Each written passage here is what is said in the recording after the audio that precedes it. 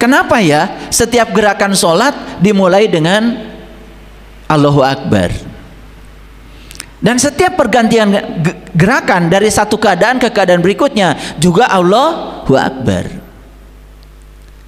Karena saya mempertanyakan, semesta mengalirkan jawaban, dan jawaban ini membuat saya terkesima. Bismillahirrahmanirrahim. Assalamualaikum warahmatullahi wabarakatuh. Salam sejahtera untuk kita semua. Om Swastiastu, Namo Buddhaya, salam kebajikan, Sampurasun. Rahayu Sagung Dumadi. Mari kita selalu bertekad di setiap hari baru yang Allah berikan pada kita, kita selalu memiliki kesadaran baru, sudut pandang yang baru. Karena tujuan hidup bukanlah tempat, tapi tujuan hidup yang sebenarnya adalah memiliki sudut pandang yang baru, sudut pandang yang mendamaikan, yang menenteramkan, sudut pandang yang membahagiakan, sudut pandang yang membuat kita semakin sadar. Selalu bertekad agar kita selalu menjadi sumber cinta, sumber kebahagiaan, sumber keberkahan. Tidak boleh ada lagi orang lain yang terluka hatinya karena bertemu kita. Tidak boleh lagi ada orang lain yang berkurang kebahagiaannya karena bertemu dengan kita. Saya sudah menyampaikan satu mantra agung di kesempatan kajian yang lalu. Dimanapun saya berada, dengan siapapun saya berjumpa, saya akan melakukan kebaikan kepada mereka tanpa pamrih. Lakukan itu terus menerus. Kecil memang, tetapi itu dampaknya sangat besar. Karena hadiah dari cinta adalah dicintai. Selalu menjadi sumber cinta, sumber sukacita bagi semua makhluk, baik yang kelihatan maupun yang tidak kelihatan, di setiap ruang dan waktu, di semua tingkatan. Sadar bahwa makhluk itu bukan hanya yang kelihatan. Di ruangan ini banyak sekali makhluk-makhluk yang tidak kelihatan, ikut bergabung, ikut merasakan getaran kita, ikut merasakan energi kita. Makanya mereka juga senang kalau disapa oleh kita. Itu bukti bahwa kita mengakui eksistensinya. Segala puji hanya milik Allah, energi universal tanpa batas, kecerdasan semesta yang mengurus mengatur seluruh semesta ini dalam keseimbangannya, sumber kekuatan positif, daya semesta. Kalau orang Sunda bilang sumber kahuripan. Jadi hurip itu artinya daya. Karena ada kahuripan, maka ada kahirupan. Karena ada daya semesta, maka muncullah yang namanya kehidupan. Oleh karena itu, mari kita sadari bahwa kehadiran kita di tempat ini bukanlah suatu kebetulan. Karena tidak ada lagi di semesta ini yang bernama kebetulan. Semesta telah memilih diri kita ada di sini. Kenapa memilih kita ada di sini? Karena semesta sangat tahu kebutuhan kita.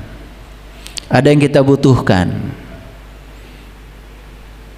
Maka semesta akan mengalirkan pengetahuan lewat tangannya. Dan saya sudah berserah diri kepadanya. Saya persilahkan Allah menggunakan saya sebagai kepanjangan tangannya, menyampaikan energi positif buat mereka-mereka yang membutuhkannya. Saya selalu yakin Resonansi itu selalu terjadi, dan resonansi itu selalu antara dua frekuensi, dua energi, dua vibrasi yang setara. Yang berbeda frekuensi, berbeda vibrasi, berbeda energi tidak mungkin ada di sini. Makanya hebat alam semesta itu. Apa yang kita butuhkan selalu dipenuhi. Cuma kita tidak mengerti. Kita karena dibisingkan oleh ego kita, ambisi kita. Karena kita ingin selalu agar alam semesta mengikuti keinginan kita. Keinginan dan kebutuhan itu dua hal yang berbeda. Walaupun tidak kita sukai, kalau itu kebutuhan kita, pasti itu keinginan Allah. Walaupun kita inginkan, tetapi Allah tahu itu bukan kebutuhan kita, ternyata Allah juga tidak mengabulkan keinginan kita. Tapi kita sering tidak percaya pada rencana besar Allah. Kita lebih percaya pada rencana besar ego kita. Ego yang terbatas, ego yang sempit, itu jauh lebih dipercaya daripada kebijaksanaan semesta yang cintanya tidak bisa diragukan lagi.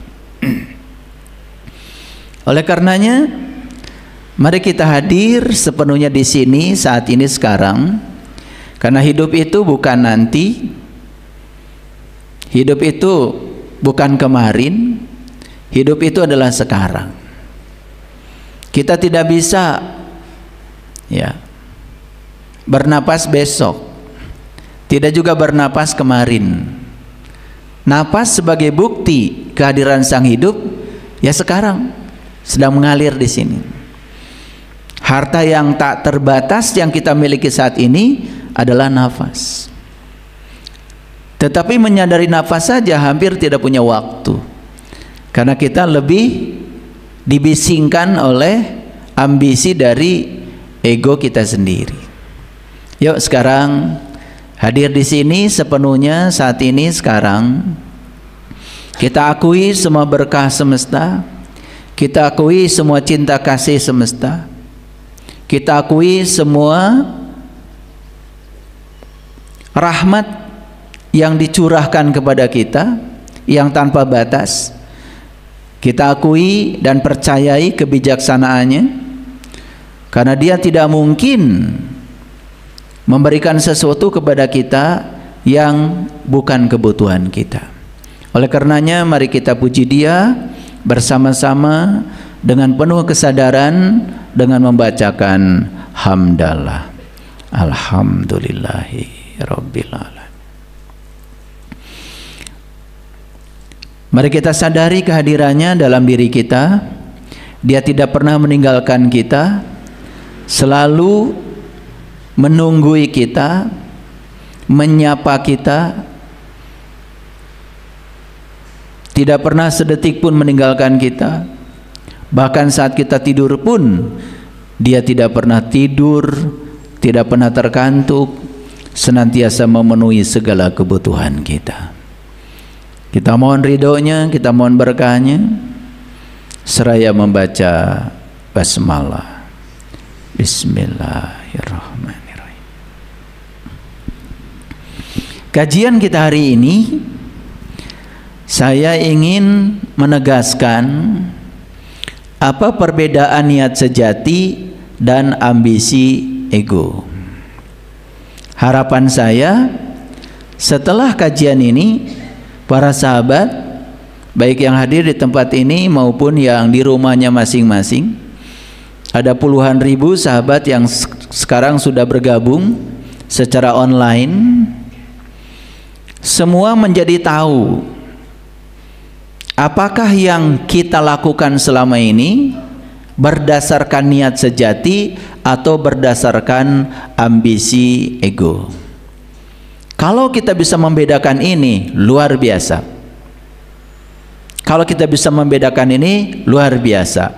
Lebih luar biasa lagi, setelah kita sadar perbedaannya secara tajam, maka kita segera mengubah Semua niat-niat yang berdasarkan ambisi ego dirubah menjadi niat sejati. Karena dampaknya sangat berbeda. Niat sejati berasal dari ruang suci, berasal dari ruang hening. Sedangkan ambisi ego berasal dari tempat yang kotor, tempat kebisingan. Kita sering sekali tidak menyadari ini. Contoh sederhana aja. Rasanya saya sudah visualisasi, sudah afirmasi, sudah imajinasi tentang hidup yang saya mau. Tetapi ternyata realisasinya, apa yang saya mau kok sepertinya masih jauh dari realitas. Kenapa ini? Jangan-jangan ya, realisasi yang kita maksud, yang berasal dari afirmasi, imajinasi, visualisasi, itu berdasarkan ambisi yang datang dari ego. Contoh sederhana saja, ketika kita memvisualisasikan sesuatu, tetapi dalam diri kita ada perasaan ketakutan, ada perasaan kekurangan, itu akan menjadi penghambat. Sepertinya mendekatkan kita dengan realitas, malah faktanya semakin menjauhkan kita dari realitas. Kenapa? Karena alam semesta itu tidak mengerti kata-kata kita, tidak mengerti untaian bahasa kita. Alam semesta hanya mengerti getaran yang ada dalam diri kita. Saya berulang kali mengatakan bahwa hidup bukan tentang mendapatkan, tapi hidup itu tentang mengizinkan. Hidup itu bukan tentang mengejar. Tidak perlu mengejar Tuhan, tidak perlu mencari Tuhan, karena Tuhan tidak perlu dicari. Dia adalah sang keberadaan, sang kehadiran yang sekarang ini beliau sedang menunggu kita, menunggu kepulangan kita, menunggu kehadiran kita. Pulang yang saya maksud bukan mati, tetapi pulang yang saya maksud kita kembali pada inti diri kita yang sejati, kembali kepada kesadaran murni kita sendiri. Kapan itu? Ya bisa sekarang. Makanya saya bisa membedakan orang-orang yang hidupnya digerakkan oleh niat sejati dengan orang yang digerakkan oleh ambisi ego. Sangat gampang, sangat mudah untuk dibaca kalau kita tahu indikasinya, tahu indikatornya. Kan banyak ya di dunia ini orang yang sibuk tapi tidak hadir. Ngerti maksud saya? Sibuk tetapi tidak hadir. Dia sibuk ya, dia sibuk ya mencari nafkah dari pagi, kadang-kadang sampai tengah malam. Anak istrinya masih tidur, dia sudah pergi. Anak istrinya sudah tidur, dia baru datang. Terus begitu setiap hari, sibuk tapi tidak hadir. Sebetulnya dia pun tidak mengerti apa yang dia kejar sebetulnya. Banyak kayak gitu.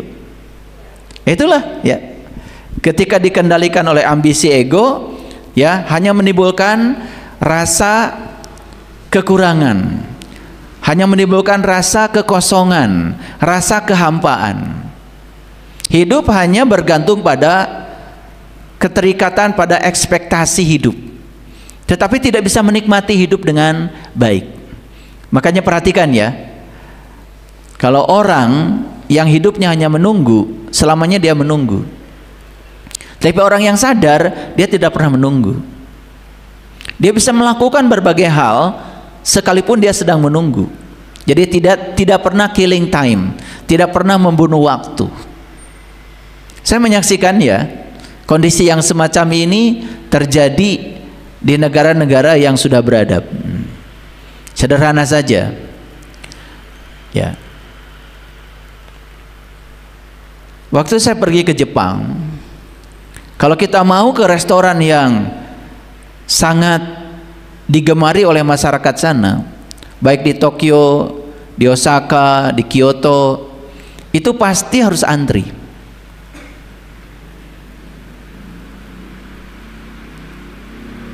Dan saya perhatikan mereka ketika antri, ya, wajahnya itu tidak memunculkan wajah yang kesal, ketidaksabaran, apalagi mau menyela antrian, hampir tidak ada. Mereka sibuk baca buku, ada yang sibuk baca artikel, macam-macam yang mereka lakukan. Jadi orang yang sadar itu tidak pernah killing time, tidak pernah membunuh waktu. Dia menikmati setiap episode kehidupan itu dengan penuh kesadaran. Itu maksud saya sibuk tetapi hadir. Karena banyak yang sibuk tapi tidak hadir. Bahkan banyak yang sibuk ibadah, melakukan banyak ritual, tapi tidak hadir. Tidak hadir. Saya pernah memberikan satu pertanyaan, ya, sama orang yang sangat sibuk dengan ritual ibadahnya. Bukan saya menyepelekan. Pertanyaan saya sederhana. Kenapa ketika kita sholat, setiap pergantian gerakan selalu mengucapkan Allahu Akbar? Pernah nggak Bapak Ibu nanya? Dari berdiri mau menyimpan tangan di sini kan diawali dengan Allahu Akbar. Habis ini kemudian ruku, pergantian gerakan kan baca Allahu Akbar juga. Sadar nggak? Kenapa setiap pergantian gerakan selalu mengucapkan Allahu Akbar? Pernah nggak Bapak Ibu bertanya? Enggak ya? Hebat ya. Saya ini mungkin orang aneh ya, karena semua saya pertanyakan. Jadi saya masih ingat ya, ketika pertama kali saya belajar teori relativistik, ya, teori relativitasnya Einstein. Saya membaca, sebelum saya baca buku itu, ya, kuliah tentang fisika relativitas, itu saya ingin membaca dulu tentang siapa Einstein, supaya saya ada hubungan, ada trust gitu.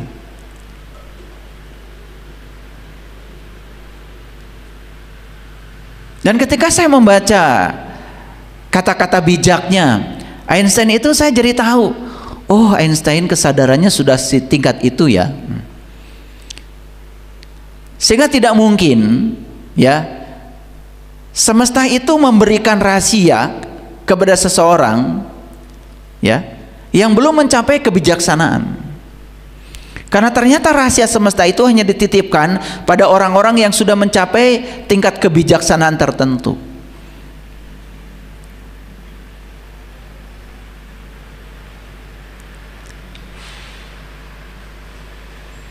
Makanya Einstein mengatakan begini, kalau kamu ingin menemukan kebenaran tentang sesuatu, maka tugasmu sederhana, ragukan saja sesuatu itu. Bingung kan? Bingung apa tidak? Kalau kamu ingin menemukan kebenaran tentang sesuatu, kata Einstein, ragukan sesuatu itu.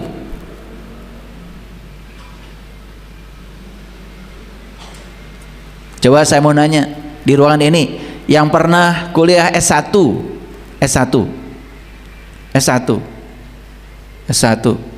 ayo acungkan tangan tinggi-tinggi biar saya bisa ngitung.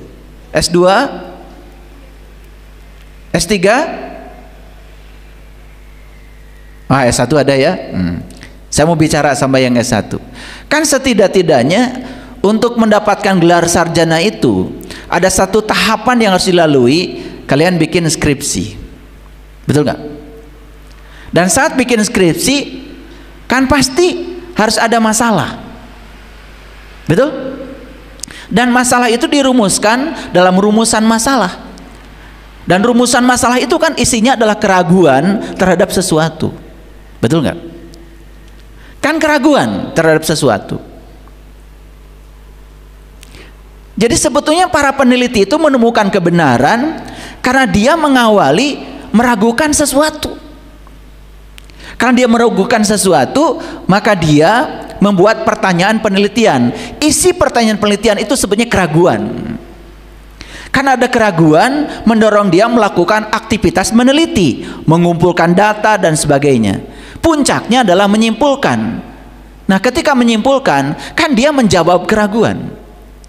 Jadi apa yang dikatakan Einstein ini jelas, bahwa apapun yang ingin ditemukan kebenarannya, tugasmu cuma satu, ragukan. Saya ingin belajar sholat khusus saja, saya meragukan sholat yang diajarkan orang tua saya. Saya ragukan semua itu. Karena saya ragu, saya mencari kebenaran. Justru karena saya meragukan, saya menemukan kebenaran. Bapak ibu yang tidak meragukan, disuruh sholat, sholat aja langsung, kan tidak menemukan kebenaran. Dari dulu sholatnya gitu-gitu aja, ingatnya kemana-mana, betul nggak? Ditanya aja sekarang, kenapa setiap pergantian gerakan pakai Allahu Akbar, kan nggak sadar. Itu namanya sibuk tapi nggak hadir. Jangan-jangan yang menggerakkan kita bukan niat suci, tapi hanya ambisi ego. Pengen surga, takut neraka, itu ego. Jadi kalau ibadah kita karena pengen surga, takut neraka, karena pengen pahala, supaya dengan ibadah Tuhan bisa diatur dan dikendalikan oleh kita, agar Tuhan mengikuti segala maunya kita. Itu semua landasan yang menyebabkan itu adalah ambisi ego, bukan niat suci. Silahkan periksa Bapak Ibu. Begitu enggak? Tahajud tengah malam karena didorong oleh kekurangan. Hidup banyak kekurangan, banyak konflik, lalu tengah malam tahajud. Biasanya gak tahajud, kemudian tahajud. Tahajudnya itu bukan didorong oleh Allah, oleh Rasulnya, bukan karena kecintaan kepada Allah, semata-mata karena sekarang sedang banyak masalah. Harapannya dengan tahajud kali aja masalahnya tambah mereda. Ternyata masalahnya tambah kenceng. Kenapa? Karena hukum tarik menarik berlaku, like attracts like, yang serupa menarik yang serupa. Karena kita melakukan itu didorong oleh rasa kekurangan, yang terjadi malah kekurangan dan kekurangan. Kita terjebak dalam siklus kekurangan yang terus menerus.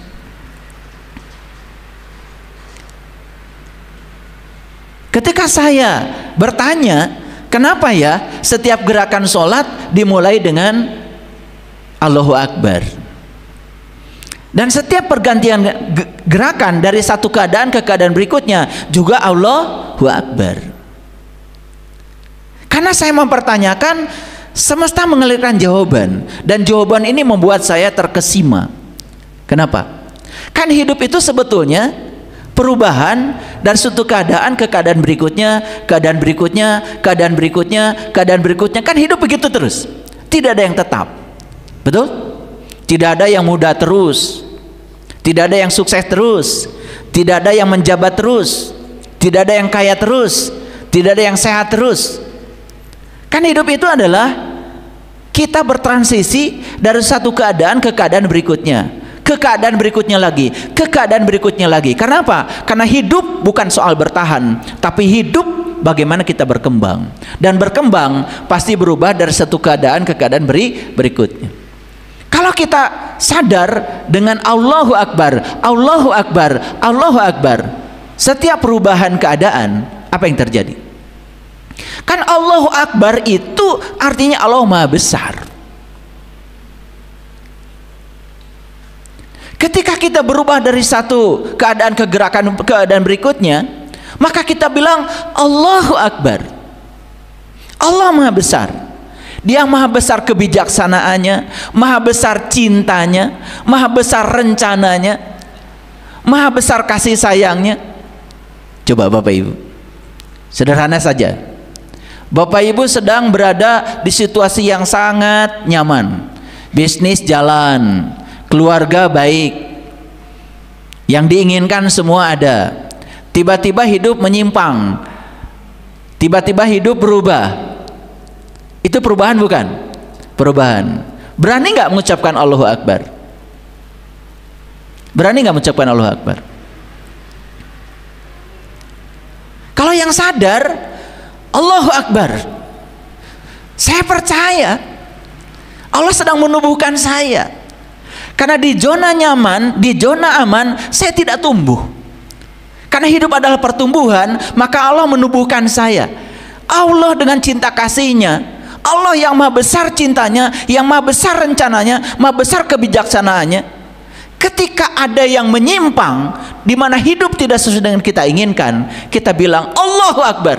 Saya percaya dengan kebesaran Allah. Saya terima apapun yang terjadi, apa adanya. Gitu nggak? Makanya saya bilang, saya memaknai kenapa setiap perubahan gerakan di dalam sholat pakai Allahu Akbar, ternyata memberikan kesadaran yang dalam. Makanya apapun yang terjadi dalam hidup saya, selalu Allahu Akbar, Allahu Akbar, Allahu Akbar. Saya tidak menolak. Saya ikut saja bersama dia. Karena apa?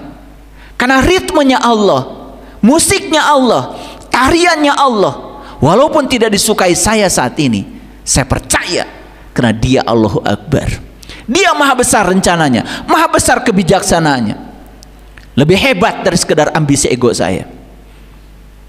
Karena saya percaya, maka saya diantarkan pada satu kondisi. Di kondisi itu kemudian saya memahami, oh ini maksudnya Allah. Sederhana aja. Saya punya mobil, dipinjam tetangga, hilang. Allahu Akbar.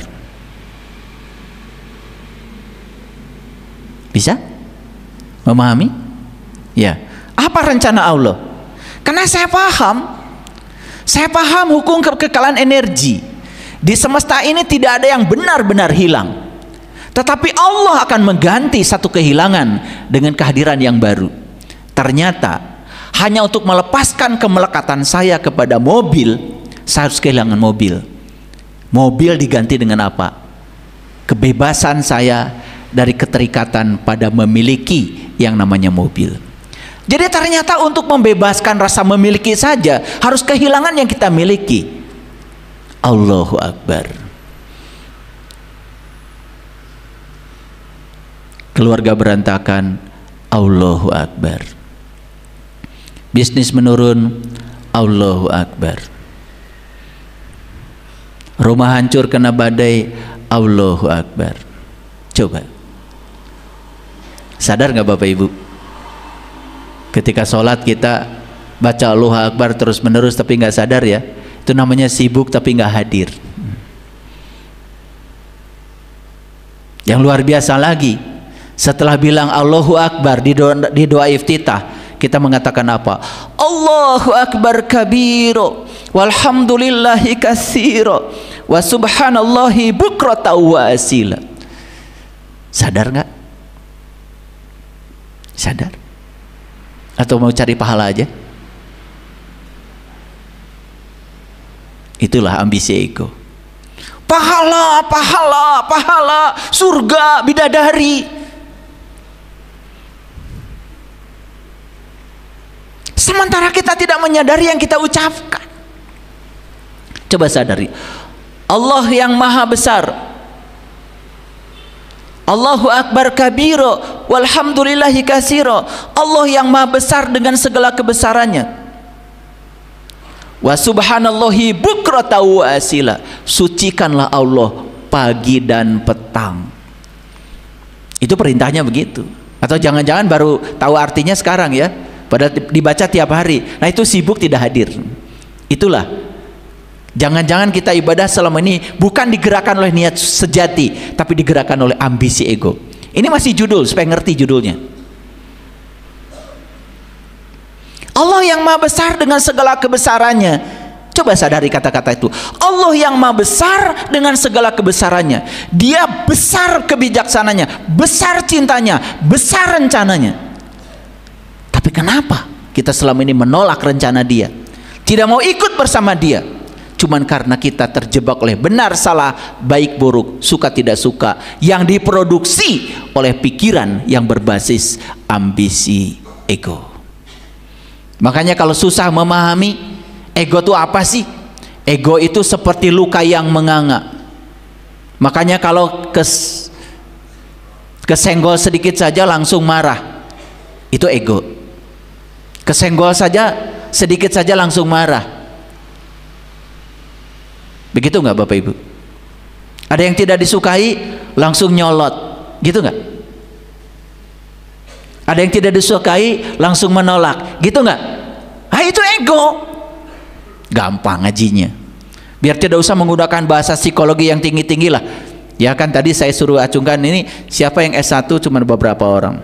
Ini semua S3 kelihatannya. SD, SMP, SMA. Gak apa-apa.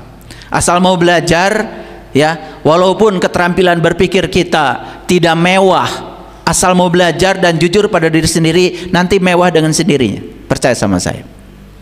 Siput juga bisa menyeberangi samudra walaupun jalannya lambat sekali. Gak apa-apa, ya, gak apa-apa jalan lambat. Yang penting terus berjalan. Daripada kadang cepat istirahatnya lama, gitu kan? Kan kebanyakan begitu, ya. Begitu sadar, lu langsung belajar. Nanti istirahatnya puluhan tahun lagi, baru sadar lagi berikutnya. Wah itu, ya, makanya nggak kemana-mana. Kita itu disuruh bersuci pagi dan petang. Apa maksudnya? Allah yang maha suci gitu harus disucikan oleh kita? Kan nggak mungkin. Lalu apa yang harus disucikan? Coba sadari. Ketika Allah sudah selesai menciptakan tubuh kita, Allah tiupkan ruhku kepada kita. Ruhku itu adalah sumber kesadaran, jauh lebih besar daripada ego kita. Sebetulnya bersuci yang dimaksud di doa iftitah itu, kita melepaskan diri dari apa? Dari ambisi ego. Kembalikan diri kamu pada niat sejatimu. Karena di situ ada kesadaran yang jauh lebih luas daripada kesadaran yang dibangun oleh ambisi ego. Coba sekarang sucikan niat kita. Perhatikan ya saya.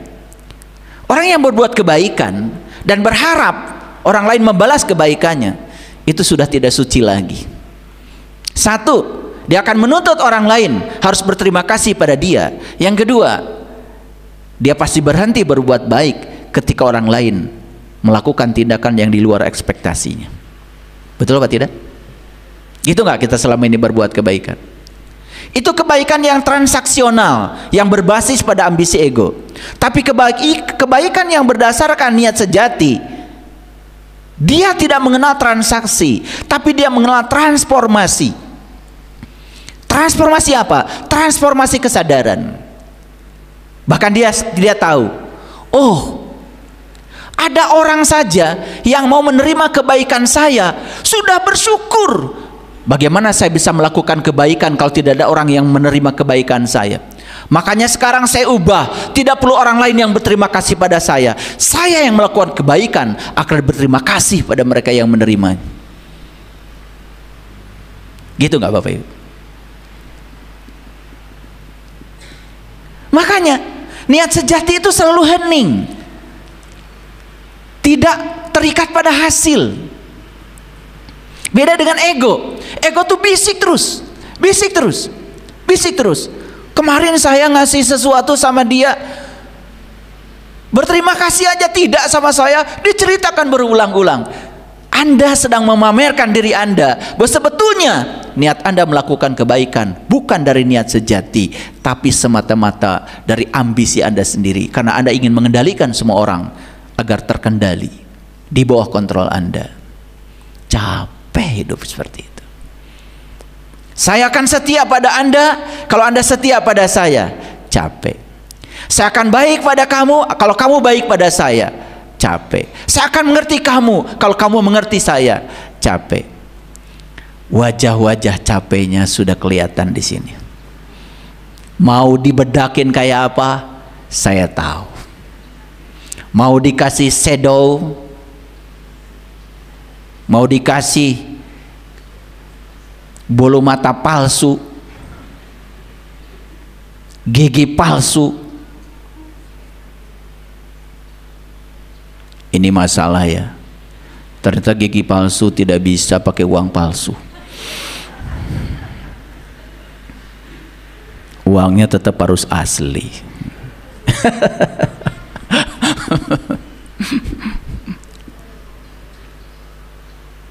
Apa sih pagi? Pagi itu hakikatnya pertemuan antara malam dengan siang. Apa itu petang?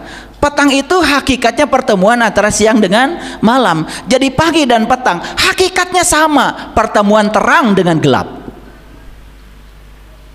Jadi kita lagi terang, tiba-tiba gelap. Allahu Akbar. Lagi gelap, terang. Allahu Akbar. Nerima aja ritme kehidupan karena percaya pada kebijaksanaan ilahi. Tidak menentang, tidak melawan. Orang yang seperti ini pasti suci jiwanya. Percaya sama saya. Dan semua orang-orang yang kotor jiwanya karena mereka dikendalikan oleh ambisi ego. Benar salah, baik buruk, mencengkram, menendang, mencengkram, menendang. Hidupnya hanya menyediakan ruang untuk yang dia suka. Sama sekali di sini tidak ada ruang untuk menerima yang dia tidak suka. Bapak Ibu, sebetulnya kalau kita bisa mengubah, saya bukan isi, saya adalah ruang. Saya adalah ruang yang tanpa batas. Awas ya, kalaupun kita ruang tapi ruangnya sempit, tidak bisa memuat benda-benda. Coba perhatikan, kita punya rumah sempit, hanya 21 meter persegi. Baru beli kursi satu setel aja sudah nggak muat, apalagi dikasih lemari. Bahkan tidur pun tidak bisa. Anak-anak memilih supaya arah tidurnya bebas, nggak bisa. Harus kayak ikan asin peda itu, ya, harus beraturan. Karena kalau yang ini arahnya ke utara, ini ke timur, ini ke barat, nggak cukup. Karena ruangnya kecil. Makanya setiap ruang yang kecil tidak siap untuk menerima benda apapun. Bayangkan Bapak Ibu, ketika ruang di sini sempit, kita tidak punya ruang untuk menerima apapun, hanya menyediakan ruang untuk yang kita mau. Itulah yang membuat kita gampang marah. Ego selalu mengambil aksi yang negatif dalam segala situasi. Nah, sampai di sini mengerti? Mengerti ya? Oke. Nah, sekarang kita lanjutkan. Baru judulnya aja. Saya akan memulai kajian kita hari ini dengan pertanyaan kejenuhan. Karena banyak orang yang jenuh dalam hidup ini. Perhatikan ya, banyak yang jenuh. Banyak orang yang bosan dengan kehidupan ini. Banyak? Nah, banyaklah. Termasuk yang ada di sini. Cuman kalau disuruh untuk bicara jujur kan memang agak susah. Tetapi nggak apa-apa, ya, nggak usah bicara sama saya. Bicara jujur ada pada diri kita sendiri. Oke, kita mulai. Saya akan mulai dari satu pertanyaan. Apa sebenarnya yang selama ini kita kejar? Apa yang selama ini Bapak Ibu kejar? Apa yang dikejar selama ini? Kebahagiaan. Oke. Tahu kebahagiaan itu apa?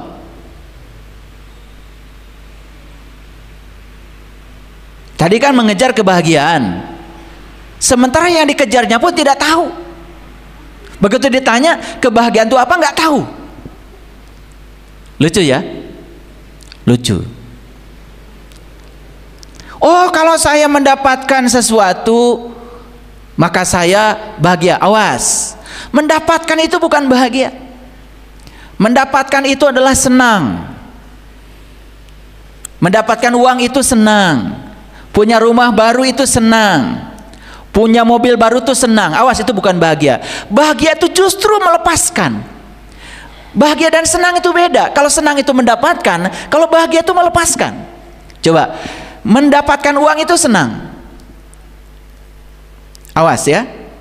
Begitu uang yang kita dapat itu kita bagikan, merasakan kebahagiaan orang yang menerima kebaikan kita, disitulah kebahagiaan. Kan berbeda. Kebahagiaan itu melepaskan.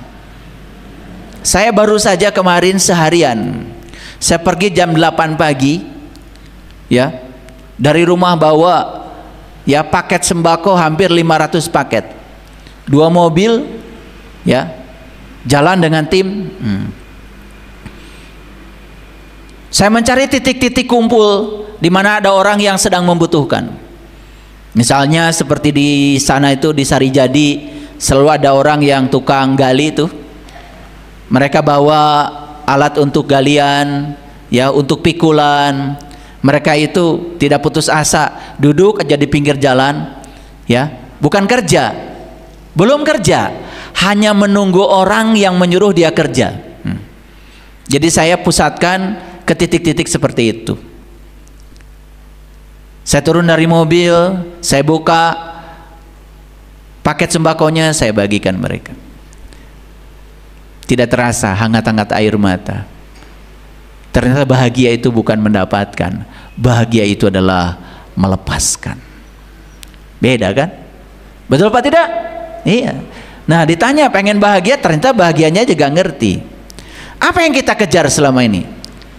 Jangan-jangan yang kita kejar itu hanya sesuatu yang berdasarkan ambisi ego kita, bukan sesuatu yang benar-benar kita butuhkan. Ulangi. Jangan-jangan yang kita kejar itu hanya keinginan-keinginan yang berdasarkan ambisi ego, bukan sesuatu yang benar-benar kita butuhkan. Oke. Mengapa hidup terasa lelah? Padahal tidak banyak bergerak. Lucu kan? Mager, diam terus, tapi terasa lelah. Tidak bergerak, tetapi malah merasa lelah. Malah saya setiap pagi lari 7 kilo. Tadi lari 7 kilo. Malah tidak merasa lelah. Malah saya masuk ke ruangan ini dengan energi yang berkelimpahan, yang cukup untuk berbagi energi. Kenapa? Karena ngasih kajian seperti ini perlu energi yang besar.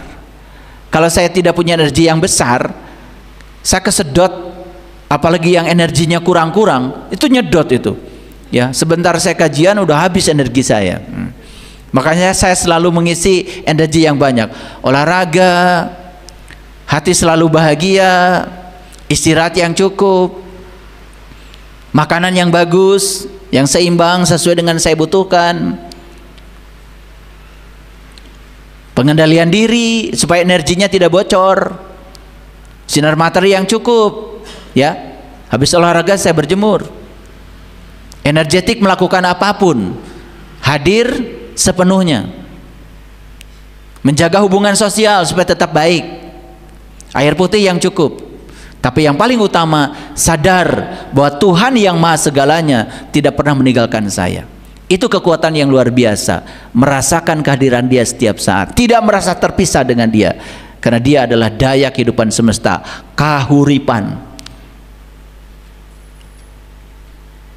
Dari mana sumber kelelahan itu Bapak Ibu? Sumber kelelahan itu karena kita terus mengejar, terus berlari ke satu tujuan yang dituju oleh ambisi ego kita yang bernama keinginan. Dan ketika berbeda yang kita dapat dengan keinginan kita, kita sebut gagal, betul? Kita sebut tidak sukses. Coba aja, anak ikut tes CPNS, kemudian tidak diterima, Bapak Ibu bilangnya apa? Gagal. Setelah itu lebih luar biasa lagi, cari upaya gimana caranya supaya anak tetap bisa jadi PNS. Makanya cari relasi, cari koneksi, ya toh? Ditipu orang pun mau, sediakan uang sekian ratus juta, pokoknya dijamin nanti masuk. Gak percaya sama rencana semesta. Padahal bagi semesta tidak ada kegagalan. Anak kita tes CPNS tidak masuk di situ, karena semesta tidak menyiapkan anak kita jadi pegawai negeri, disiapkan jadi pengusaha kok. Tapi kita tidak percaya. Karena ego kita mengatakan anak saya harus jadi PNS, dan seolah satu-satunya pilihan, tidak ada kemungkinan lain. Kesadaran sejati punya banyak kemungkinan karena ruangnya luas, tapi ego sempit, tidak ada kemungkinan mutlak harus jadi PNS. Makanya cari relasi, cari koneksi, gimana caranya supaya tetap jadi PNS, dan kemudian sogok menyogok. Ada nggak yang kayak gitu? Ada nggak di ruang ini yang kayak gitu? Lucu. Itu yang memaksakan keinginan, terus mengendalikan sesuatu harus sesuai dengan yang kita mau, tidak percaya pada kebijaksanaan Allah. Padahal Allah bilang, ketika aku menutup satu pintu, sebetulnya aku sudah bukakan pintu yang lain yang lebih bagus buat kamu. Anak muda pacaran, diputuskan pacarnya mau bunuh diri. Karena dari kecil memang tidak dikasih pilihan oleh orang tuanya, hanya dikasih satu pilihan, kamu harus mendapatkan yang kamu ingin. Tidak ada ruang di otaknya untuk menerima yang tidak dia ingin. Dia tidak percaya ketika pacarnya itu memutuskan dia, sebetulnya karena Tuhan sedang memilihkan yang lebih baik dari itu. Dia punya rencana yang lebih besar lagi. Harusnya ketika diputuskan, Allahu Akbar. Kan gitu di gerakan sholat, betul nggak? Ketika perubahan gerakan, Allahu Akbar. Perubahan gerakan, Allahu Akbar. Coba Bapak Ibu, bawalah Allahu Akbar ke dalam kehidupan. Setiap ada perubahan situasi dalam hidup, Allahu Akbar. Dia rencananya jauh lebih hebat daripada rencanaku. Percayakan sama dia. Saya bicara dengan pengalaman. Saya dengan istri saya nih, istri saya ini paling cantik.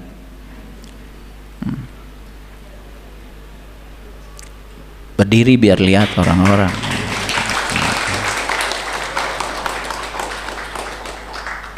Sepakat untuk Allahu Akbar setiap perubahan situasi apapun.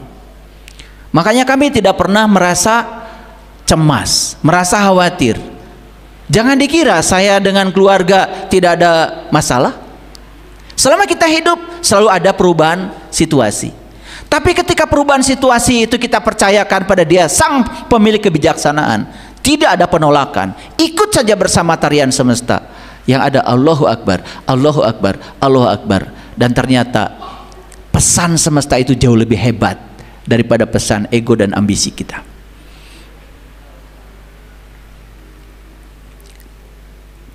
Mengapa ketika kita sudah mendapatkan pencapaian selalu merasa tidak cukup dan kosong, lalu merencanakan pencapaian yang lain? Betul?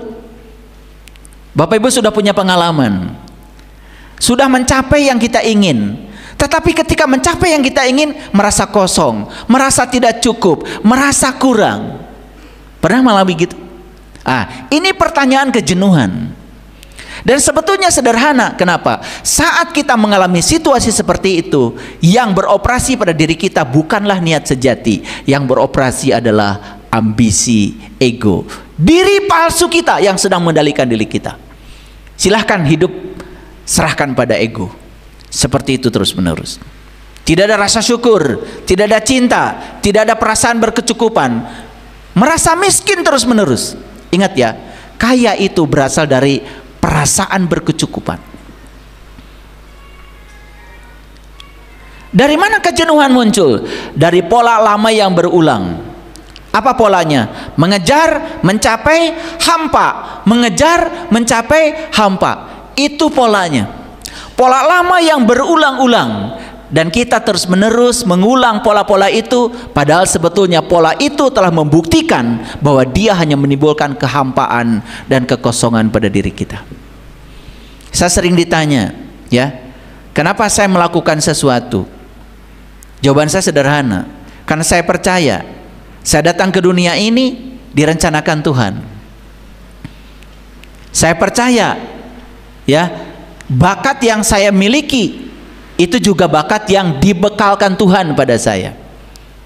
Saya percaya peran yang saya jalani dalam kehidupan ini jalan dari Tuhan, di mana di peran itu saya sedang digunakan Tuhan untuk menyampaikan cinta kasih Tuhan pada orang-orang yang membutuhkan layanan Tuhan. Kalau kita percaya itu, apa yang terjadi? Kita tidak mengikatkan pikiran kita pada hasil, kita tidak mengikatkan pikiran pada ekspektasi.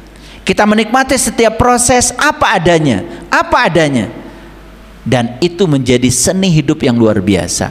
Disitulah kebahagiaan muncul. Paham sampai sini? Oke. Dari mana kejenuhan? Dari pola lama yang berulang. Apa polanya? Mengejar, mencapai, hampa. Mengejar, mencapai, hampa. Masih ingat ya dulu? Mengejar pasangan, ya, sampai akhirnya tercapai nikah, betul nggak? Udah nikah bingung, betul nggak? Ngejar lagi yang baru lagi, betul nggak? Iya, begitu. Itu yang paling ketawa paling belakang itu rumah saun. Nah, tetapi kelelahan itu tidak buruk Bapak Ibu. Kelelahan itu tidak buruk. Kenapa? Karena setelah mengalami kelelahan, ternyata muncul yang namanya kesadaran. Timbul pertanyaan, ternyata selama hidup banyak hal yang dianggap penting hanyalah bayangan ketakutan yang tidak disadari oleh saya sendiri. Jadi kelelahan itu adalah bagus. Justru ketika seseorang mengalami kelelahan, dia menyadari, oh ternyata selama hidup banyak hal yang dianggap penting hanyalah bayangan ketakutan yang sebetulnya tidak disadari. Contoh sederhana, ini pernah terjadi pada saya. Ya, di usia muda saya punya ambisi, ingin cepat kaya, ingin cepat banyak rumah, ingin cepat banyak mobil. Ternyata saya baru tahu sekarang, semua yang terburu-buru dan ingin cepat bukan dari niat sejati, itu dari kebisingan kita sendiri. Dan Bapak Ibu mungkin pernah mengalami situasi seperti itu ya. Oke. Saya berangkat kerja itu jam 5 pagi setiap hari. Habis sholat subuh udah pergi. Istri saya, anak saya masih tidur. Dan saya pulang ke rumah selama puluhan tahun itu selalu jam 11 malam. Istri saya dan anak saya sudah tidur. Besok saya pergi lagi. Dan saya menganggap apa yang saya lakukan itu penting demi keluarga. Banyak yang kayak gitu. Oke. Ternyata itu bukan demi keluarga. Hasilnya apa? Semua yang saya kumpulkan hancur berantakan. Semua yang saya kumpulkan tidak ada gunanya. Saya pernah mengalami situasi yang seperti itu. Yang ada cuma kehampaan. Saya baru sadar ternyata meluangkan waktu untuk orang yang kita cintai bukanlah suatu kesia-siaan. Tetapi saya baru sadar setelah mengalami kejenuhan itu. Saya baru menyadari ternyata mengajarkan matematika pada anak, membimbing PR-nya itu bukan kesia-siaan. Enggak ada uang di sana. Tetapi anak menjadi sangat dekat dengan orang tua. Saya pernah jadi wali kelas di sekolah yang hebat di Bandung. Dan saya sering memanggil orang tua yang anaknya tidak naik kelas. Dan ternyata orang tuanya bukan orang tua biasa, orang tua yang super sibuk. Kenapa? Dia menganggap semua yang dia lakukan itu penting, padahal hanya dari bayangan ketakutan, takut kekurangan, takut tidak cukup, sehingga menghabiskan seluruh waktunya untuk bekerja. Saya setelah itu mengalami perubahan dalam hidup saya. Saya kerja biasa saja, pergi jam 8 pulang jam 4. Jamnya makan dengan keluarga, makan. Jamnya pergi dengan istri, pergi. Jamnya membantu PR anak, saya bantu PR anak. Ternyata setelah itu saya lepaskan semua ketakutan akan kekurangan, malah justru tidak pernah merasa kekurangan. Makanya saya masih ingat kata-kata Bunda Teresa. Tahu Bunda Teresa? Tahu Bunda Teresa? Maaf ya, saya menggunakan referensi dari tradisi lain. Bagi saya nggak ada masalah, karena kata-katanya sangat menghujam bagi saya. Kalau kamu ingin mendamaikan dunia, kata Bunda Teresa, pulang ke rumah dan sayangi keluarga. Kata-katanya sederhana. Kalau kamu ingin mendamaikan dunia, pulanglah ke rumah dan sayangi keluarga. Makanya kalau saya sering mengajarkan ya di bumi spiritual Indonesia ini, setelah mereka mencapai kesadaran tertentu, memulai kesadaran hidup yang baru, tugasnya saya berikan tugas kamu sekarang, setelah kamu mencapai kesadaran ini, pulang ke rumah dan sayangi keluarga. Menyediakan waktu untuk orang-orang yang kita cintai bukanlah suatu kesia-siaan. Percaya sama saya. Nah, karena kita dikejar oleh ego, seolah-olah ya ketika kita membantu PR anak kita, lebih suka anak kita memanggil guru les, dan kita sibuk mencari sesuatu yang dianggap penting oleh kita, ternyata hasil akhirnya tidak seperti yang kita bayangkan. Paham ya? Ini penting saya berikan, karena saya bukan sedang ceramah agama, saya sedang cerita pengalaman pribadi saya, bahwa nanti ada ayat-ayat, ada hadis yang saya sampaikan supaya ada referensinya. Bayangan ketakutan, takut gagal, takut tidak diakui, takut kekurangan, hati-hati. Begitu kita bergerak karena digerakkan oleh takut gagal, takut tidak diakui, takut kekurangan, dan lain-lain, jelas itu kita sedang digerakkan oleh ruang bising pada diri kita yang bernama ambisi ego. Nah, pada titik tertentu kita akhirnya bisa berhenti mengejar. Kita akan memasuki ruang keheningan yang jernih dan menyembuhkan. Dan ketika Bapak Ibu berhenti mengejar, memasuki ruang jernih yang menyembuhkan, percaya sama saya, yang ajaib di situ apa? Semua topeng-topeng kepalsuan kita lepas satu persatu. Dan itu hanya terjadi ketika kita berada di ruang hening.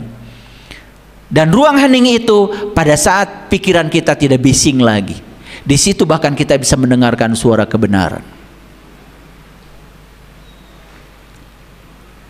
Puncaknya apa? Sadar kalau hidup tidak perlu menjadi siapa-siapa. Sadar kalau hidup tidak perlu menjelaskan. Sadar kalau hidup tidak perlu membuktikan. Sadar kalau hidup tidak perlu mempertahankan citra diri yang rapuh. Karena itu semua berasal dari ambisi ego.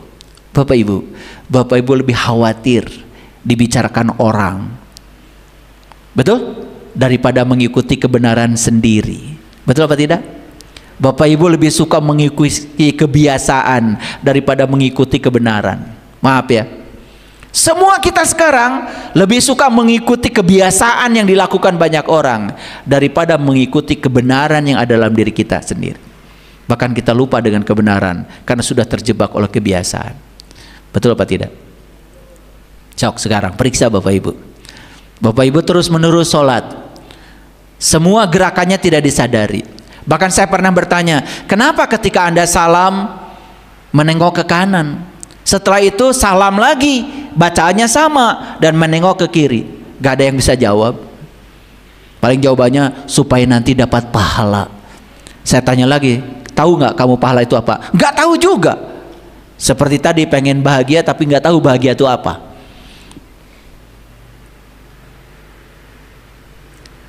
Coba Bapak Ibu renungi kata-kata saya. Waktu habis sholat, semua rangkaian itu sudah dilalui. Setiap pergantian gerakan Allahu Akbar, Allahu Akbar, Allahu Akbar. Betul? Betul? Nanti renungi sendiri deh bacaan-bacaan sholat yang Bapak Ibu sering baca itu.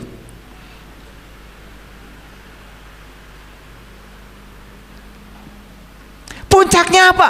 Assalamualaikum warahmatullahi. Assalamualaikum warahmatullahi. Kanan kiri. Kanan itu selalu melambangkan apa yang disebut dengan baik. Kiri itu selalu melambangkan apa yang disebut dengan buruk. Penilaian kita.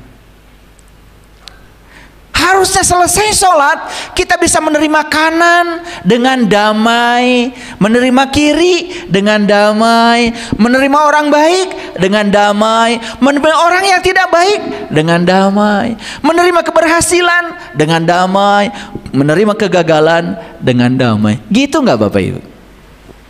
Gitu apa tidak? Habis sholat gitu nggak?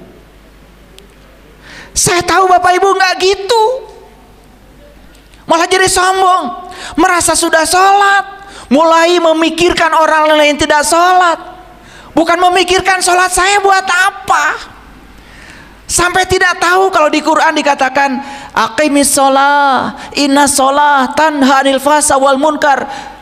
Tidak sadar kalau tujuan sholat itu adalah untuk mencegah kita dari perbuatan keji dan munkar. Sibuk tetapi tidak hadir. Gitu nggak Bapak Ibu? Gitu ya. Pergi haji perlu umroh, disuruh muter 7 putaran, muter aja. Disuruh sa'i bolak-balik Safa dan Marwah, jalan aja sambil ngobrolin harga beras.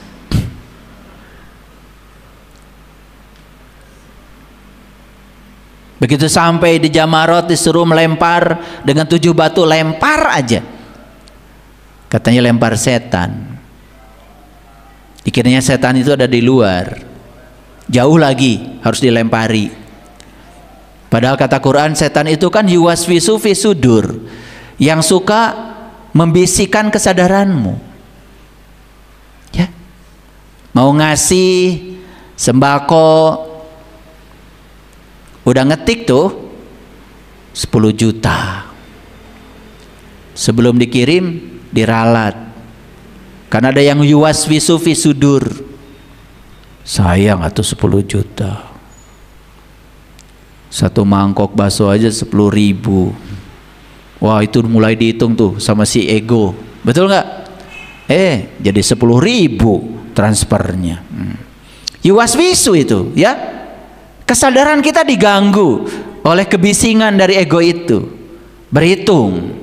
Dikiranya kalau memberi itu buat orang lain, tapi kalau kesadaran murni mengatakan tidak ada pemberian buat siapapun, karena semua pemberian buat diri saya sendiri. Kalau saya memberi pada orang lain, saya tidak membaikan orang, saya membaikan diri saya sendiri. Beda kan? Referensinya sudah berbeda. Nah, dalam keheningan yang mendalam, Bapak Ibu, kita akan sadar bahwa yang dikejar selama ini bukanlah kebutuhan sejati, melainkan hanyalah respon terhadap luka lama. Contoh gini, kita pernah mengalami trauma dalam masalah ekonomi, kemudian kita bikin usaha. Ternyata usaha yang kita bangun itu sebetulnya bukan dari kebutuhan sejati, bukan. Misalkan gini, buka restoran, bukan karena saya ingin melayani orang-orang yang butuh makanan enak, karena saya oleh Allah dikasih bakat bikin makanan enak. Bukan itu. Yang di otak apa? Uang. Karena dia pernah mengalami trauma tentang uang. Jadi yang menggerakkan dia bisnis bukan ingin menjadi kepanjangan tangan Allah, menyampaikan cinta kasih Allah, tapi apa? Respon terhadap luka lama. Saya tidak mau kekurangan lagi, maka saya bikin bisnis ini. Bisnisnya semata-mata untuk uang. Coba sekarang dirubah. Saya mau bisnis restoran, karena saya percaya saya oleh Allah ya dikasih bakat yang luar biasa. Masak kangkung saja kata orang enak kalau buatan saya. Saya ingin melayani orang-orang yang butuh makan kangkung yang enak. Kan dia niatnya sudah lain, ingin menjadi kepanjangan tangan Allah, menyampaikan cinta kasih Allah. Percaya nggak sama saya? Uang ikut nggak? Ikut nggak uang? Mana yang paling enak Bapak Ibu? Mengejar uang, dikejar uang. Kalau kita niat sejati karena Allah, uang mengejar kita. Percaya deh sama saya. Saya pernah punya pengalaman ngejar-ngejar uang, seperti mengejar bayangan saya sendiri. Makin cepat saya bergerak, makin cepat bayangan saya bergerak. Kecepatan bayangan saya sama dengan kecepatan tubuh saya mengejar. Saya belajar fisika udah tingkat tinggi, sampai sekarang gak bisa nangkap bayangan saya sendiri. Makanya kata Nabi Muhammad, siapa yang mengejar Allah, dia dapat dua, Allah dan dunia. Tapi siapa yang mengejar dunia, dia tidak akan dapat dua-duanya. Aduh, ini ilmu udah luar biasa nih kalau dipraktekkan. Ya, kalian itu terlalu banyak ritual. Kehidupan sehari-hari nyaris tidak disadari. Sibuk tetapi tidak hadir. Dalam keheningan kita sadar bahwa selama ini kita diarahkan oleh suara kecil yang bernama ego, karena ingin merasa aman. Kenapa? Bapak Ibu, ego itu tidak jahat, cuman ego itu selalu takut Sebetulnya orang yang korupsi itu, saya yakin bukan digerakkan oleh niat sejati, digerakkan oleh ego, karena takut kekurangan. Maka dia menimbun uang di rumah sebanyak mungkin, padahal dia sendiri tidak butuh uang sebanyak itu. Betul atau tidak? Tapi ego begitu, mencari rasa aman. Betul nggak? Ya, jika perlu suami saya dikunci aja di kamar, gak usah ketemu siapapun. Ego, aman, walaupun gak bisa kerja. Istrinya yang pergi kemana-mana, suami di mana? Saya kunci di kamar. Kenapa? Biar aman. Dikiranya itu niat sejati, padahal itu ego. Betul nggak? Iya, ego begitu ya, selalu mencari rasa aman. Apalagi pernah ada luka lama. Ketika suaminya bepergian, ternyata perginya entah pergi kemana. Kunci aja di kamar. Dalam keheningan kita akan sadar bahwa kita tidak perlu memusuhi ego, melainkan harus memeluknya. Ternyata ego itu makin dimusuhi, makin kencang energinya. Dia hanya perlu dipeluk oleh kita. Katakan pada ego, terima kasih telah melindungiku, tetapi sekarang aku ingin berjalan dengan damai tanpa kamu. Bilang sama ego begitu. Karena apa? Ego itu selama ini berperan dalam hidup kita. Untuk apa? Untuk melindungi kita, seolah-olah dia melindungi. Padahal itu hanya ketakutan yang berlebihan. Makanya mengumpulkan rumah sebanyak-banyaknya, mobil sebanyak-banyaknya, duit sebanyak-banyaknya, padahal dia tidak butuh hidup sebanyak itu. Karena dia merasa dengan begitu jadi aman. Betul apa tidak? Jadi Bapak Ibu hidupnya berdasarkan kebutuhan atau keinginan? Tahu keinginan sumbernya dari mana sekarang? Iya, kita bahas semuanya ya sekarang. Bapak Ibu ibadahnya pengen surga, takut neraka? Bapak-bapak pengen bidadari? Itu bukan dari ruang keheningan, itu berasal dari ruang kebisingan. Itu berasal dari ambisi ego. Makanya dalam teori motivasi, kalau kita ibadah pun masih menggunakan konteks kewajiban, bukan karena cinta, itu masih ego, bukan niat sejati. Ayo kita tanya Bapak Ibu, kalau ditanya kenapa Bapak Ibu sholat, jawabannya selalu wajib, dilaksanakan dapat surga. Kalau tidak dilaksanakan dapat neraka. Apa yang menggerakkan? Ingin dan takut, ingin dan takut. Betul? Ego. Jarang saya mendapatkan jawaban kenapa Bapak Ibu bersolat. Karena dengan solat saya merasa damai.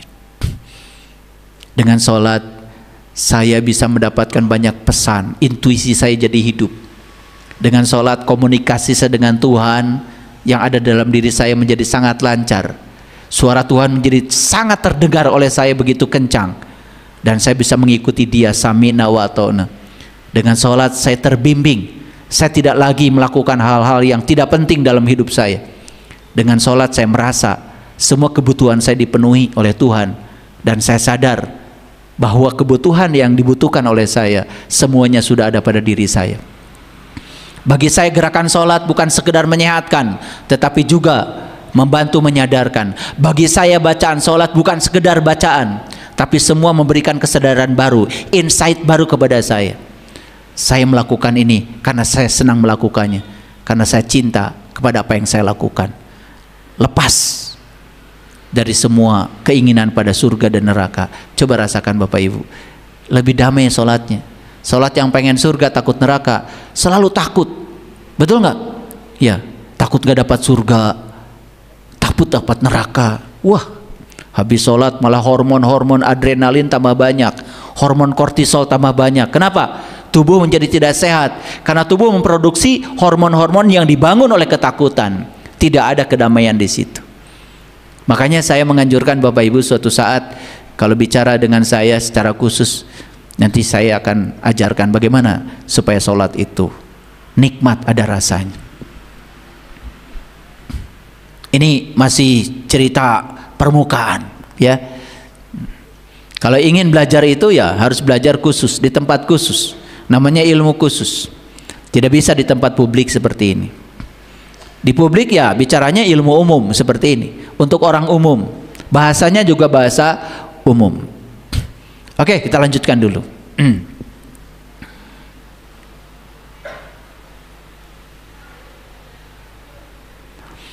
Akhirnya ya, dalam keheningan mendalam akhirnya kita menyerah.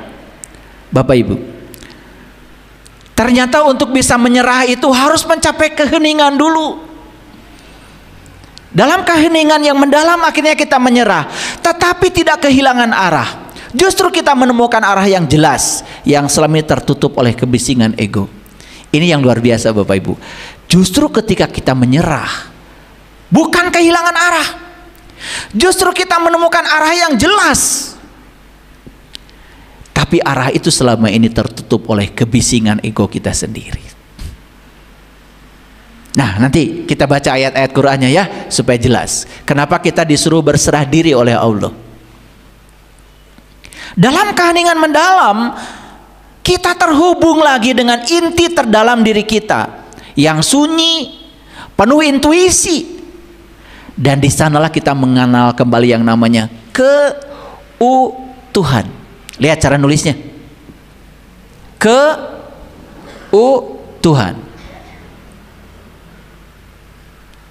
Nulisnya nggak sembarang. Jadi keutuhan itu tidak terpisah kita dengan Tuhan.